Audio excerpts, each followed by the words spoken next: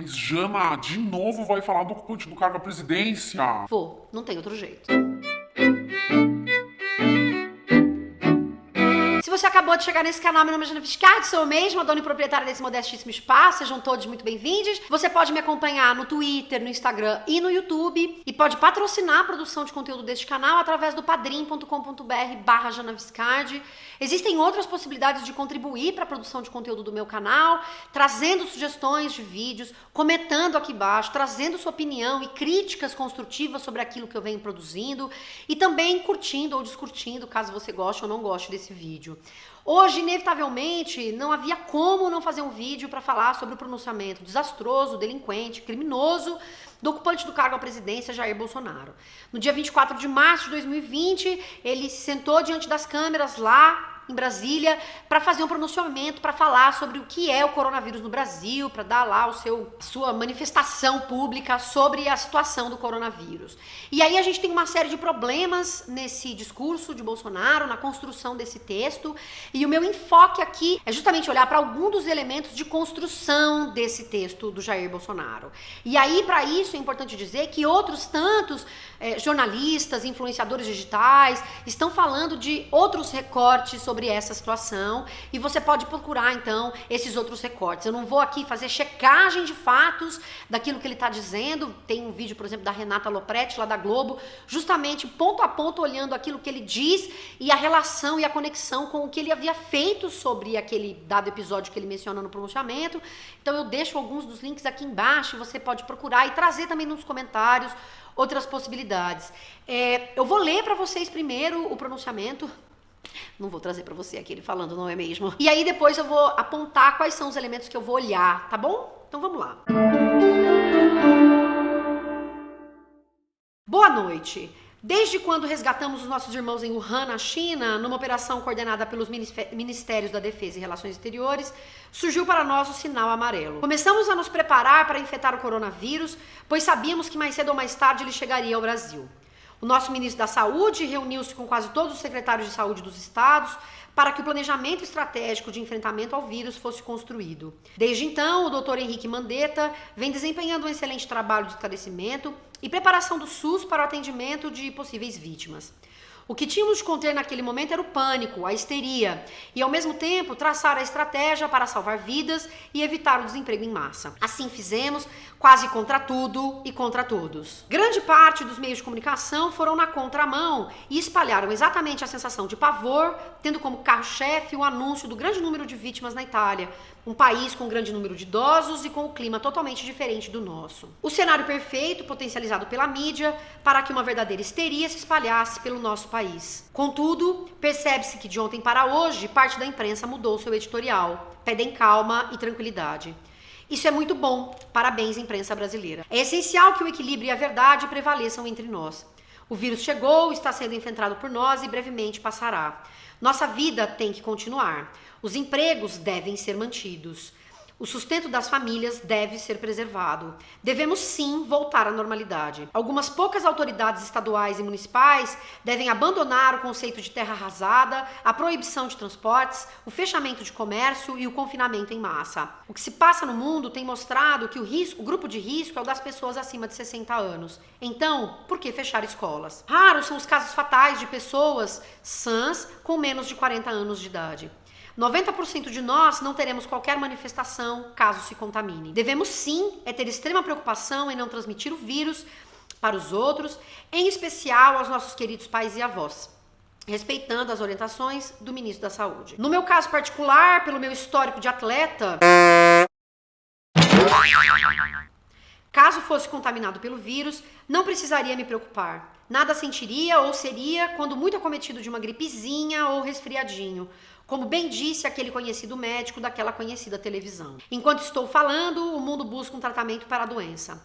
O FDA americano e o Hospital Albert Einstein, em São Paulo, buscam a comprovação da eficácia da cloroquina no tratamento do Covid-19. Nosso governo tem recebido notícias positivas sobre esse remédio fabricado no Brasil, largamente utilizado no combate à malária, ao lúpus e à artrite. Acredito em Deus, que capacitará cientistas e pesquisadores do Brasil e do mundo na cura dessa doença. Aproveito para render minha homenagem a todos os profissionais de saúde, médicos, enfermeiros, técnicos e colaboradores, que na linha de frente nos recebem nos hospitais, nos tratam e nos confortam. Sem pânico ou histeria, como venho falando desde o princípio, venceremos o vírus e nos orgulharemos de estar vivendo nesse novo Brasil, que tem tudo sim para ser uma grande nação. Estamos juntos, cada vez mais unidos, Deus abençoe nossa pátria. Gente, para nós aqui, eu como linguista, eu não sei se você sabe, mas eu venho desenvolvendo uma pesquisa para olhar justamente a maneira como o Bolsonaro desenvolve os temas e aborda os temas que ele quer abordar no Twitter,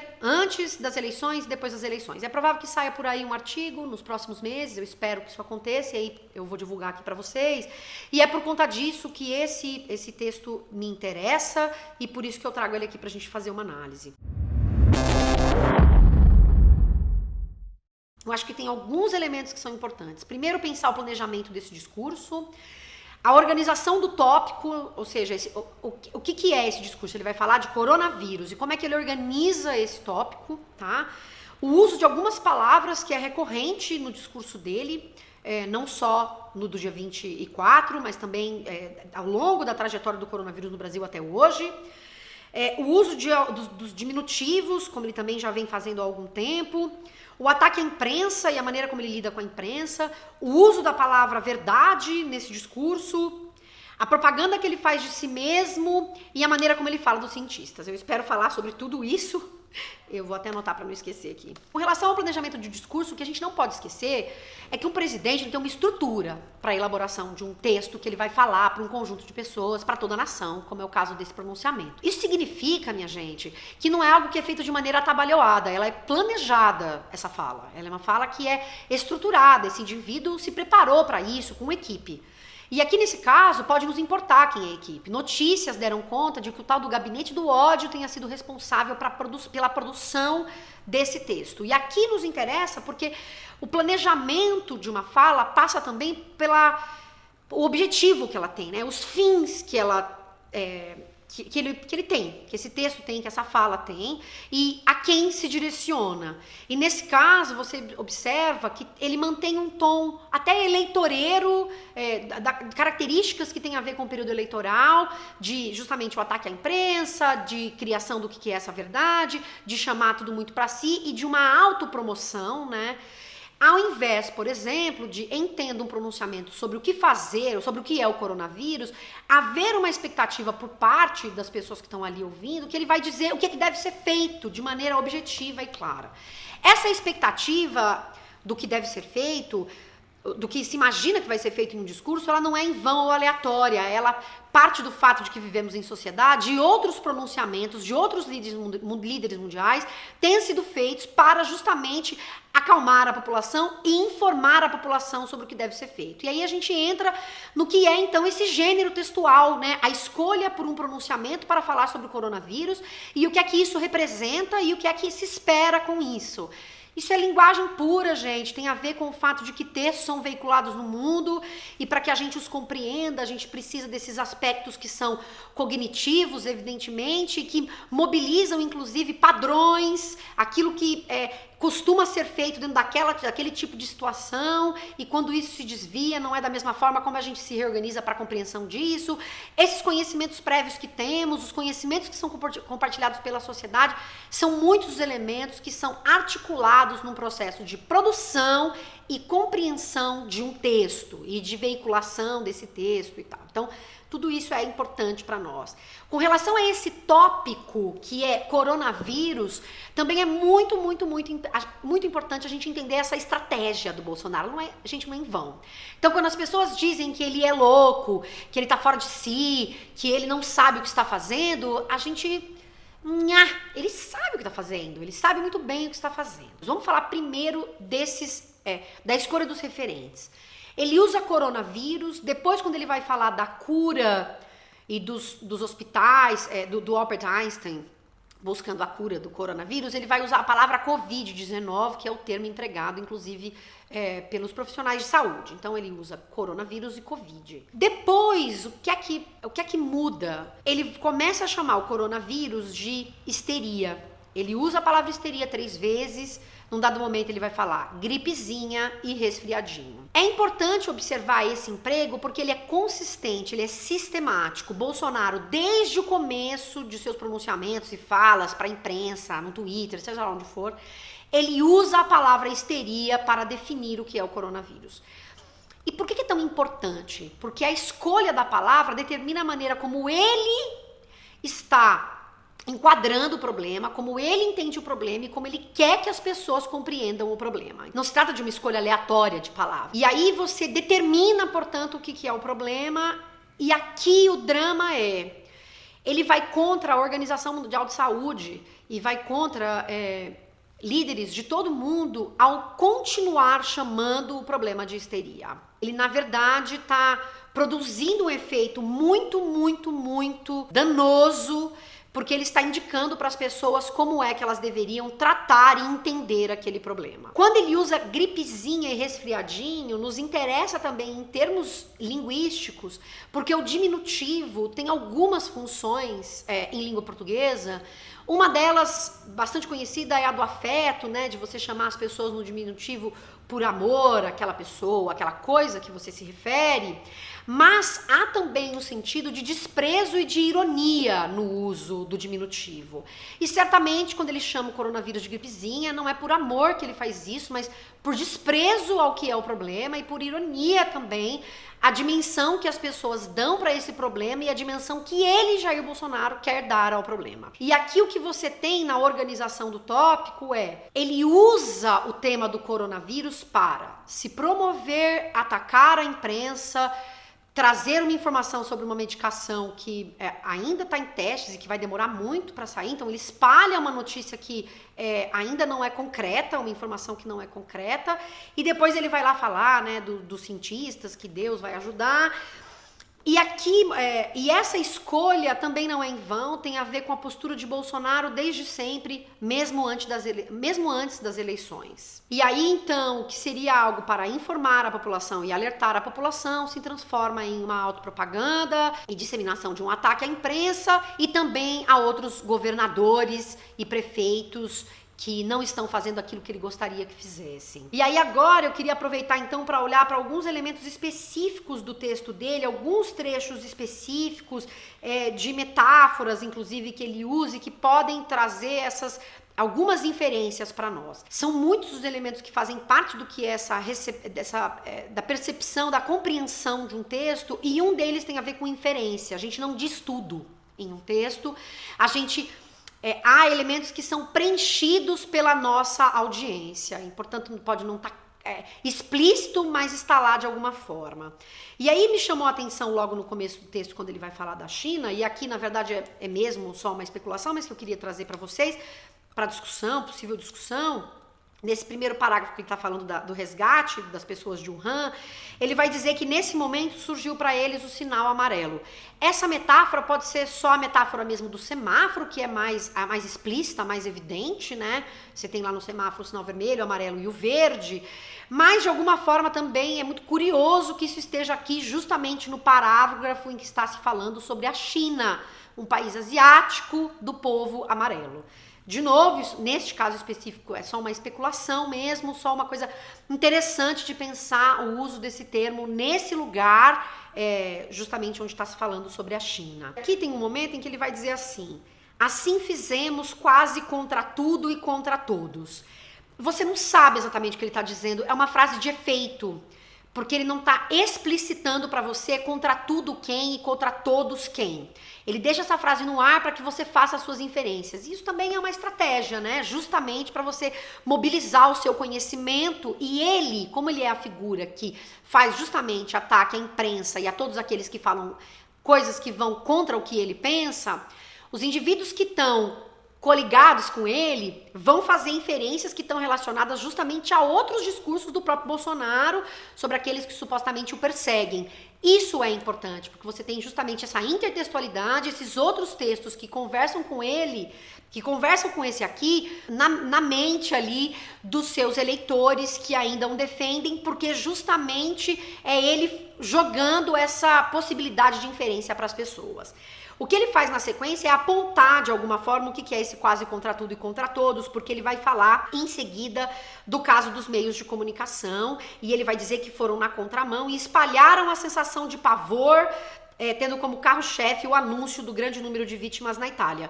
E aqui é interessante porque a escolha interpretativa dele é dizer que o que a mídia fez foi espalhar a sensação de pavor. Na verdade, me pergunto aqui então o que ele sugeriria, né? Que nada fosse dito. E aí é, na verdade, calar a imprensa, que é algo que ele já sugere há algum tempo, né? E que tem a ver com uma coisa que ele vai dizer lá embaixo que nos interessa, que é a noção de verdade de Bolsonaro, como é que ele, o que ele entende como verdade. Eu tô até escrevendo um artigo sobre isso com relação às produções dele lá no Twitter. E quando ele diz isso aqui, ele coloca a culpa na mídia. O pavor está sendo estabelecido pela mídia. E ele, mais uma vez, indiretamente, diminui o problema, né? Porque ele tá dizendo que é a mídia quem tá colocando pavor nas pessoas, né? E aí, nesse sentido, de novo, ele não está falando sobre o problema. Ele está falando sobre a mídia que fala sobre o problema. Então, ele ataca a mídia e não fala efetivamente, objetivamente sobre o problema, como fizeram outros líderes mundiais, inclusive a direita ou centro-direita, como no caso do Boris Johnson e da Angela Merkel, né? E aí, aqui ele tem um plot twist, porque ele vai dizer assim pra gente: contudo, percebe-se que de ontem para hoje, parte da imprensa mudou seu editorial, pedem calma e tranquilidade. Aqui ele está fazendo referência direta ao Globo, porque o William Bonner, em um dos jornais nacionais dessa semana, pediu calma para as pessoas, começou pedindo calma para as pessoas. E aí ele vai dizer: isso é muito bom, parabéns, imprensa brasileira, é essencial que o equilíbrio e a verdade prevaleçam entre nós. Dois elementos importantes. Bolsonaro já faz isso, ele parabeniza a imprensa quando a imprensa faz o que interessa a ele. E isso é um elemento problemático, porque ele tá balizando o tempo todo a imprensa, o que a imprensa tem que fazer. É comum, gente, a todo político reclamar da imprensa, falar: ai, não, olha, falaram isso de mim, rebater a imprensa com as suas próprias ponderações. O problema aqui é que ele não só faz isso, mas ele direciona: você tem que fazer isso, né? Ele diz: isso é muito bom, parabéns, imprensa brasileira. Quer dizer, eu quero que você faça isso, eu quero que você diga que está tudo bem, eu quero que você passe calma para as pessoas, né? E na sequência ele usa a palavra verdade, e isso nos importa porque para Bolsonaro essa é a verdade, que não tem nada demais acontecendo. A verdade de Bolsonaro, ela é ou o que ele pensa ou o que os seus apoiadores pensam. Essa é a verdade, nos interessa aqui o uso do artigo, porque a verdade é uma única, é essa a verdade. É algo com que Bolsonaro vem jogando desde sempre, inclusive no período eleitoral, de pensar no que essa verdade é algo meio etéreo, mas que tem diretamente a ver com aquilo que ele pensa. Então, esse é um outro elemento que é muito significativo para a construção desse discurso, para a organização desse tópico discursivo. Você está atacando a imprensa e depois você diz: não, mas veja bem, teve gente que fez coisa boa porque pediu calma e tranquilidade, mas ele não contextualiza o restante, ele tira esse texto do contexto, porque o jornal vai pedir calma e tranquilidade, mas em seguida vai pedir para as pessoas que elas precisam fazer o isolamento social, e essa parte ele vai ignorar, né? E ao dizer que é atleta e por isso não vai acontecer nada com ele, a gente tem que rir, Brasil, a gente tem que rir disso. Uma das inferências possíveis é pensar a responsabilização dos indivíduos que supostamente não cuidam o suficiente da saúde. Então, estão livres aqueles que são atletas e não estão livres aqueles que não são, e isso não é uma verdade. E aí, quando ele vai falar sobre a cura, o que é algo, inclusive, muito, muito irresponsável, né? Ele vai dizer sobre, né, a comprovação da eficácia de um tratamento, ele vai dizer na sequência: acredita em Deus que capacitará cientistas e pesquisadores do Brasil e do mundo na cura dessa doença. Aqui a gente tem um problema muito sério que tem a ver com uma com uma posição de Bolsonaro com relação aos cientistas no Brasil. No dia anterior, ou no mesmo dia desse pronunciamento, ele tinha feito um novo corte de bolsas da CAPES no Brasil inteiro. Essas bolsas são fundamentais para o desenvolvimento da pesquisa no Brasil. Ele está acabando com a pesquisa no Brasil. E aí ele diz, nesse caso, que ele acredita em Deus que capacitará os cientistas. Aí a notícia que eu tenho para dar, gente, que não é Deus que capacita cientista, é dinheiro público, é verba. Verba e universidade funcionando bem. O que ele vai completamente na contramão, porque ele está destruindo as universidades públicas do Brasil. Eu já vi um ministro da educação que ele tem, enfim. Para ele é importante falar de Deus porque está alinhado com aquilo que é o discurso dele. E ele faz isso, inclusive, no final, com a coisa do Deus abençoe a nossa pátria. A função do texto, ao invés de ser acalmar a população e cuidar da população e apontar para a população o que objetivamente tem sido feito pelo governo federal, é completamente diferente disso e vai justamente na mão de se promover como essa figura política, tentar movimentar a sua base contra essas outras figuras, imprensa e governadores dos estados, para se manter forte no poder no momento em que ele está vivendo um completo pandemônio, porque a economia que já estava ruim está indo de mal a pior. E aí aqui, mais uma vez, mais um ponto da organização desse tópico discursivo é colocar como misteria, o contraponto é a economia e o pânico é a imprensa. Então o que vai funcionar é se a economia continuar rodando nessa normalidade, quando na verdade essa normalidade não existe. E ele nega então a pandemia e considera que essa normalidade seria possível, e ignorando tantos discursos que são importantes, de autoridades que entendem do assunto, e colocando de novo, né, essa histeria num lugar muito específico, que não é o dele, mas que é o da imprensa. Gente, de novo, tudo isso é estratégico, não tem loucura, não tem nada disso. É isso, minha gente, um vídeo longo, mas importante para compreender o quanto o Bolsonaro continua fazendo a mesma coisa que sempre fez, enquadrando a situação à sua maneira. E se você acha que você foi enganado, é porque você não vinha prestando atenção nesses discursos que são os mesmos desde sempre. Um beijo para vocês, tchau, tchau.